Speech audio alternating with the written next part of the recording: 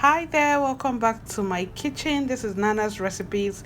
If you're a new subscriber here, welcome. And I'll be showing you what I'll be doing with these ingredients.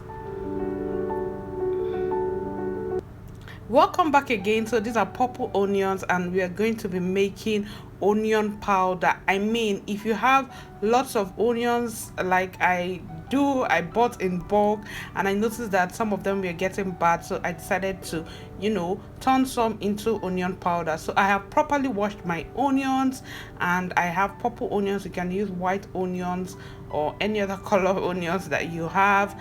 And once it's properly washed, you peel off the back or the skin of the onions and then you begin to slice it thinly.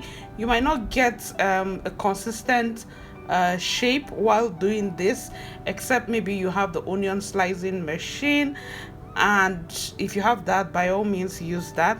So I'm working with what is available to me, which is my chopping board and my knife. So this is what it looks like. I'm just separating it from each other so that it will be in a single layer form. Okay, and this is a process that you want to take your time to do. The reason for doing this is just so that it dries properly and that it doesn't stick together. Okay, now if you're going to be using a dehydrator for this, all you need to do is just to layer it on the dehydrating machine and voila, your onions get to dehydrate for a few hours. Okay, or if you're going to be using sun, if you're located in an environment where you have much sunlight, okay, you also want to do this process and spread it out using maybe a sack bag or a tray. All right, that way it gets to go into each one of the sun gets to go into each of the onions. But I don't have any of these options available to me at the moment. I'll be using my air fryer and I've layered my air fryer with foil paper. Okay, you can use parchment paper or baking paper depending on what is available to you. Now I'll just layer it up. The reason why I'm doing this is that so the onions doesn't pass through the hole in the air fryer. Okay, in the air fryer basket basically. So I'm going to preheat this, or I preheated it for 5 minutes at 185 degrees, and then I'm just putting the onions in layers and trying to separate other pieces of the onions that are still sticking together. Okay, you want to do this, you can use your oven if you have an oven available to you. Okay, the only difference is that the powder, the onion powder might not come out as white onion powder. It will come out like brown onion powder. Okay, unlike when you use a dehydrator or you use the sun, direct sunlight. Okay, it might be a little bit cream powder color kind of. Okay, but hey, it's still going to give you the same effect.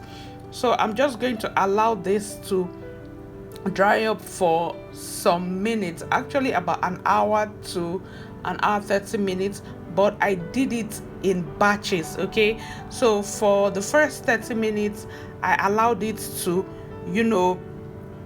fry and dehydrate for about 30 minutes, like I mentioned, at 185 degrees, and then I turned the onions in the air fryer and allowed it again for another 30 minutes. Okay, that way you get you see the difference in how it looks like. So once that is done, you want to bring that out and spread under the sun or allow to cool down for a bit before blending. This is what it looks like now. It's brownish. Like I mentioned, if you're using a dehydrator, it would be a bit lighter than this, but this is what works for me. And now I'm just going to blend this. You can blend this if you have a dry mill blender. You just do this to the consistency or the texture that you want, and then voila, you have your onion powder ready to be used in your abacha mixture. You have it, you can use it with your yam and oil mixture. You can use it even in your beans or local dishes. Okay, you can sprinkle it on salads depending on what you the taste or the flavor you want to get from it. This is what it looks like. All right, so I'm going to allow this to dry before putting it in an airtight container, just so that it doesn't cake up. If it cakes up, it might get some microorganisms into it, or become molds, have breed mold in it, and then it goes bad. So you want to allow it to dry properly before putting it in an airtight container, and then you can keep that on your countertop or in your kitchen drawer, and use it in any of the dishes you want to use. All right, this is what it looks like. It can be much more smoother and much more powder looking than what it's currently looking like now. Okay, so this is what it looks like, and there you have it. Would you be willing to try this? Thank you so much for sticking through to the end of this video. I really appreciate your support. Please subscribe, like, share, and leave a comment. See you in the next video. Bye.